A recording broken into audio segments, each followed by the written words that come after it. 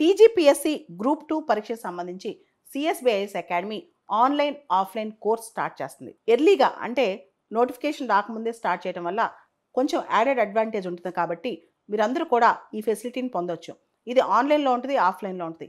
మన CSB groups app download చేసుకుని ఈ వీడియో కింద ఆ గ్రూప్స్ యాప్ డౌన్లోడ్ ఫెసిలిటీ కూడా ఉంది. డౌన్లోడ్ చేసుకుని ఈ క్లాస్ మొత్తం యాక్సెస్ పొందొచ్చు. ఇది 5 to 6 months ఉంటుంది. ఆన్లైన్ ఆఫ్లైన్ మీరు అందరూ రావచ్చు. అప్డేటెడ్ స్టడీ మెటీరియల్స్ ఉంటాయి. కొత్తగా 2025లో ప్రిపేర్ చేసిన స్టడీ మెటీరియల్స్, దాంతోపాటు రెగ్యులర్గా నెక్స్ట్ 6 months ఎవ్రీ వీక్ టెస్ట్లు ఉంటాయి అనమాట. ఇది కోర్స్ ఫీచర్స్. ఇంకా ఎవరైనా ఇన్ఫర్మేషన్ కావాలంటే ఈ వీడియో పైన ఉన్న ఫోన్ నెంబర్స్కి ఫోన్ చేసి టీజీపీఎస్సీ వారధి కోర్సులో మీరు జాయిన్ అవ్వచ్చు. ప్రత్యేకంగా టీజీపీఎస్సీ గ్రూప్ 2 కోసం ఈ కోర్సు. ప్రపంచంలోనే అత్యంత పేద దేశాల్లో ఒక పేద దేశం సూడాన్. అక్కడ ఇప్పుడు పరిస్థితి చాలా భయానకంగా ఉంది. అసలు ఈ సూడాన్ చరిత్ర ఏంటి, ఏం జరిగిందో చూద్దాం. సూడాన్కి 1956లో స్వతంత్రం వచ్చింది. ఈజిప్ట్, యూకే కలిసి సూడాన్ని పరిపాలించాయి. సూడాన్లో చాలా ఆకలి, దారిద్ర్యం, అక్కడ మానవ హక్కుల ఉల్లంఘన, ఇలా చాలా ఇష్యూస్ ఉన్నాయి. రెగ్యులర్ ఫెమైన్స్, డిజాస్టర్స్, ఇవన్నీ. సూడాన్ని ఒమర్ ఆల్ బషర్ అనే ఒక నియంత పరిపాలించేవాడు. దాదాపు 30 సంవత్సరాలు పరిపాలించాడు. ఆయన ఇస్లామిక్ లాని చాలా స్ట్రిక్ట్గా ఇంప్లిమెంట్ చేశాడనమాట. ఈ సందర్భంగా సూడాన్లో చాలా ఎథ్నిక్ గ్రూప్స్, చిన్న చిన్న ట్రైబల్ గ్రూప్స్ ఇవన్నీ ఉన్నాయన్నమాట. అప్పట్లో సూడాన్లో పెద్ద అంతర్యుద్ధం స్టార్ట్ అయింది. అప్పుడు సూడాన్, సౌత్ సూడాన్ 2 దేశాలుగా విడిపోయింది సూడాన్. 2011లో సౌత్ సూడాన్ ప్రత్యేక దేశంగా వచ్చిందనమాట. సూడాన్లో ఇప్పుడున్న సూడాన్లో ఎక్కువ ముస్లిం డామినేషన్ ఉంటుంది. సౌత్ సూడాన్లో ఆమిష్ క్రిస్టియన్స్ ఉంటారనమాట. సో అక్కడ ఈ ఎథ్నిక్ ఇష్యూస్ వల్ల విడిపోవాల్సి వచ్చింది. దానికి ప్రధానమైన కారణం ఒమర్ ఆల్ బషర్ కూడా ఒక కారణం అని చెప్తుంటారు. సో ఇదంతా పక్కన పెడితే ఒమర్ ఆల్ బషర్ 2019లో ఆయన రూల్ అవుట్ అయిపోయింది. ఆయన్ని తరిమేశారు, బహిష్కరించేశారనమాట. ఇక్కడ పరిస్థితి ఏంటంటే ప్రస్తుతం ఉన్న సూడాన్లో గోల్డ్ మైన్స్ బాగుంటాయి. సౌత్ సూడాన్లో ఆయిల్ రిసోర్సెస్ ఉంటాయి అన్నమాట.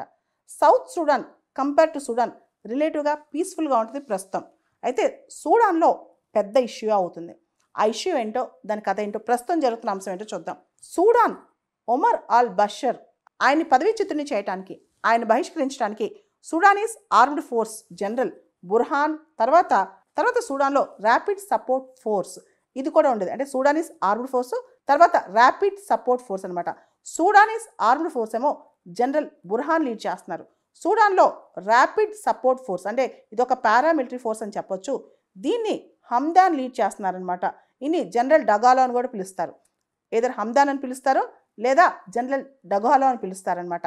ఈయన సూడాన్లో పారామిలిటరీ ఫోర్స్ అదే ర్యాపిడ్ సపోర్ట్ ఫోర్స్ని లీడ్ చేస్తున్నారు.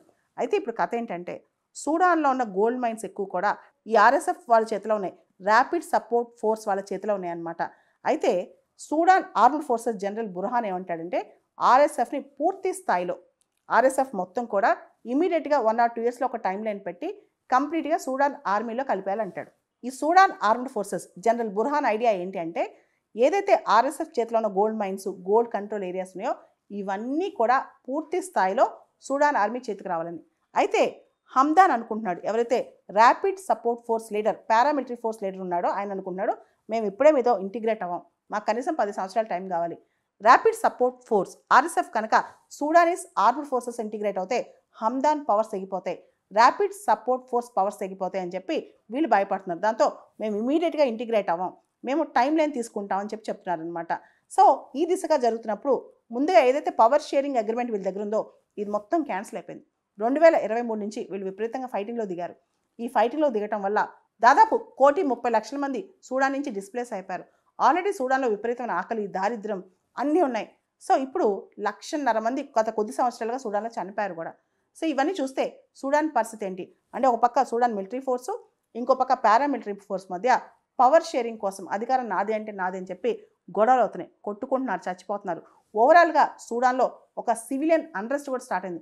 మిలిటరీ అన్రెస్ట్ కాస్త కంప్లీట్గా సివిలియన్ అన్రెస్ట్గా అయిపోయిందనమాట. ఇక్కడ పరిస్థితి ప్రజలకు ఎట్టెలాలో తెలియదు, ఉద్యోగాలు లేవు, అక్కడ ఏ విధమైన తినడానికి ఆహారం లేదు, ఫెమైన్స్, దారిద్ర్యం అన్నీ ఉన్నాయి. ప్రపంచంలో పేదరికంలో చాలా పేదరికం మనం చూస్తే సూడాన్లో కనిపిస్తాయి. సో అటువంటి పరిస్థితుల్లో మానవ హక్కుల ఉల్లంఘన, రేప్స్, మర్డర్స్, అసాసినేషన్స్ ఒకటా రెండా చాలా జరుగుతున్నాయి. ఇదంతా కారణం ఏంటంటే సూడాన్ మిలిటరీ ఫోర్సెస్కి పారామిలిటరీ ఫోర్సెస్కి మధ్య ఫైట్ అనమాట. ఈ ఫైట్ అసలు కీలకం ఏంటి తెలుసా, గోల్డ్ కంట్రోల్. సూడాన్లో ఉన్న గోల్డ్ కంట్రోల్. రిసోర్స్ అనేది ఒక్కోసారి ఖర్చుగా మారుద్ది. అంటే ఏదైనా వనరు ఉన్నప్పుడు అది ఒకసారి మనకి శాపంలా మారుద్దనమాట. ఇదంతా సూడాన్లో గోల్డ్ కంట్రోల్ కోసం. సూడాన్లో ఏదైతే రిసోర్స్ ఉందో ఆ కంట్రోల్ కోసం అనమాట.